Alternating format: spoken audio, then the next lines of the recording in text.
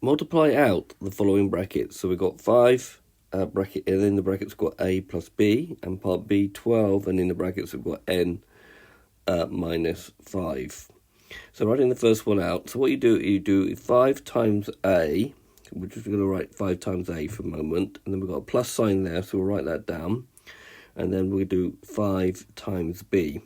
Now in algebra we don't put in the multiplication sign, so we write that as 5a plus 5b. B, we've got 12 times n minus 5, it's the same idea. 12 times n minus 12 times 5, it's a minus sign because we've got a minus sign there. And then we're going to have 12n minus 60. So this has been a video to show you how to expand simple brackets. I hope you've understood, and I thank you very much for watching.